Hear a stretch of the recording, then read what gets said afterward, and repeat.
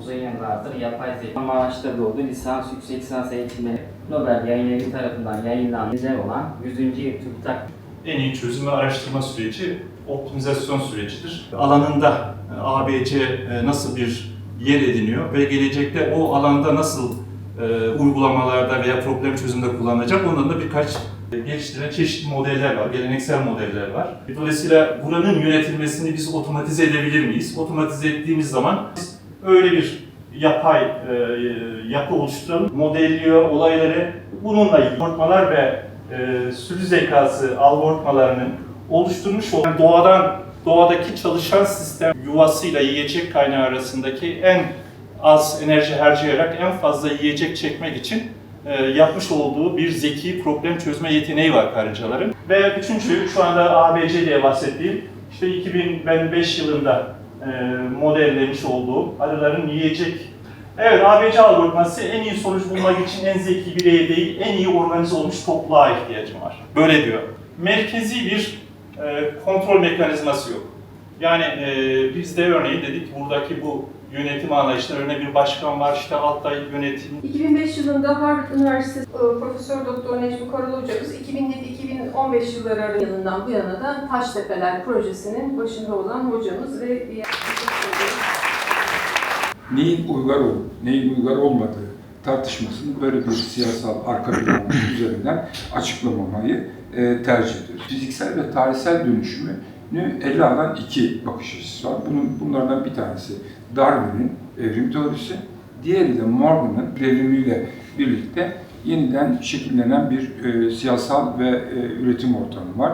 Üretim ve tüketim ilişkileri aynı zamanda toplumsal ve siyasal ortamında biraz da arkeolojiyle desteklemiş. Ben Derviş Karaboğa, Erciyes Üniversitesi Bilgisayar Mühendisliği öğretim üyesiyim. Aynı zamanda şu anda YÖK üyesi olarak görev yapıyorum. Ben 20 yılın sonunda olayı bambaşka bir boyuta taşımaya çalışacağım. ABC esasında sadece bir optimizasyon algoritması olmadığını vurgulamaya çalışacağım. Çünkü ABC esasında bir kendi kendine organizasyon modelidir. Yani bu şu demek, bir topluluk, yani insan gibi bir topluluğu düşünün. Bu topluluğun başka dışarıdan herhangi bir müdahale olmadan belirli bir amaç için kendi kendine organize olmasını temel alan bir algoritmadır. Sistemi temel alan bir algoritma.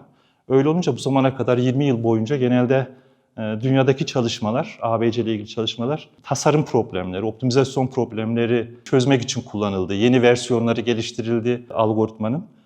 Şu anda esasında 20. yılda bir şey oluyor, yeni bir safhaya geçiyoruz. Yeni safhada artık kolektif zeka dediğimiz, yani insanlara ait olan kolektif zeka, bunu ABC'nin esasında kendi içerisinde var zaten bu. Ama bu zamana kadar o tarafını pek öne çıkartmamıştık. Şu anda artık yepyeni bir aşama, yani bir topluluğun birlikte zekice hareket edebilmesi, kendi problemini çözebilmesi, otomatik olarak çözebilmesi. Bunu insanlar, bizler işte şu anda yönerge çıkartıyoruz, yönetmenlikler çıkartıyoruz, değil mi? Yasa çıkıyor. Bunlarla biz idare edilmeye çalışıyoruz. Bunun yerine şu anda bizim algoritma temelinde baktığımız zaman kendi kendine organize olan bir topluluk olacak. Yani topluluk zekası ortaya çıkacak daha doğrusu.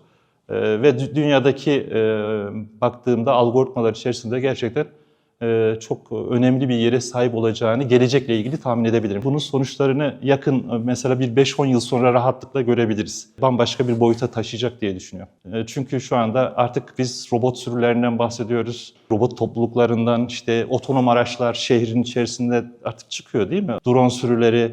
Şimdi artık topluluklardan bahsediyoruz ama bu toplulukların da kendi kendini idare edebilmesi lazım. Kendi kendini yönetebilmesi lazım. O yönetimi sağlayacak olan işte ABC türü bir algoritma olacaktır diye tahmin ediyoruz. Tabii 20 yıl önce bu pozisyona gelir miydi deseniz tabii ki öyle bir şey tahmin edemezdim. Ama iyi bir bilimsel bir çıktı olduğunu, ürün olduğunu biliyordum, yani değerini biliyordum en azından. Ama 20 yıllık süreçte gerçekten Türkiye'nin dünya bilimine en büyük katkılarından birisi olacağını tahmin etmek kolay değildi. Bizim bilim tarihinde çok saygın dergilerin özel sayı çıkarttığı çok az buluşumuz var. Türkiye'den çıkmış bir bilimsel buluşla alakalı. Bunun üzerine 20. işte çalıştayı esnasında böyle bir acaba özel sayı çıkartabilir miyiz diye dergiye teklifte bulunduk.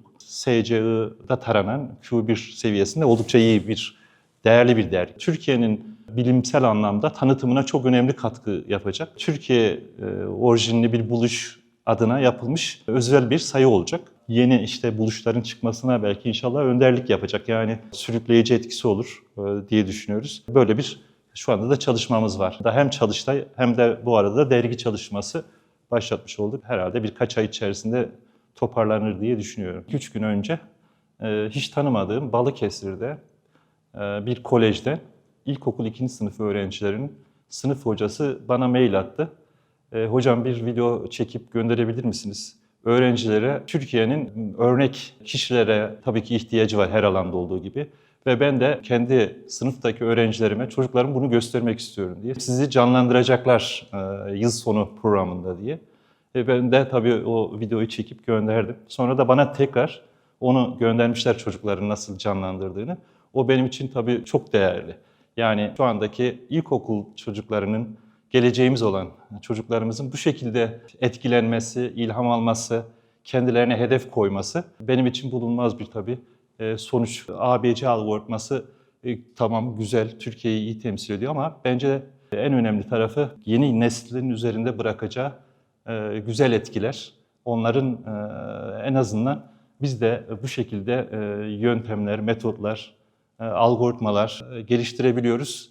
Onlara bu özgüveni en azından verebilmek elbette çok değerli. 20. yıl çalıştayı ABC algoritması ile ilgili uluslararası bir çalıştay. O çalıştayda ilk kez bir söz ifade ettim.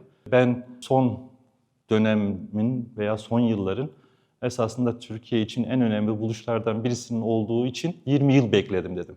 Yani o ilk tabii başlarda önemli bir iş olduğunu biliyordum. Yani bir metot, yöntem olduğunu biliyordum ama onu söylemek elbette ki geri dönüşümler almakla, kendini ispatlamasıyla mümkün. Yeni bir konuşma formatı kendimce hazırladım. Gerçekten önemli sonuçlara imza atmak için, sıra dışı buluşlar, sıra dışı bilimsel çalışmalar yapmak için çok fazla esasında parametre var, background var. Bunların herhalde en önemlisi merak etmek, çalışmak, çalışma konularını belirlerken çok bilinçli olmak, gelişi güzel konularda zaman harcamamak, hangi alanda çalışıyorsanız hiç fark etmez, faydayı düşünmek. Faydalılık ilkesi olmazsa olmaz. Ne kadar faydalı olacak, ne kadar sürükleyici olacak. Zaten faydalıysa sürükleyici olur. Ne kadar katkı sağlayacaksa o kadar ilgi çeker. Aşamalı diye düşünebiliriz. Ama 20. yüzyılda bu tablo biraz daha değişiyor. Bir taraftan Çatalhöyük Kazı Başkanlığı'nı yapmış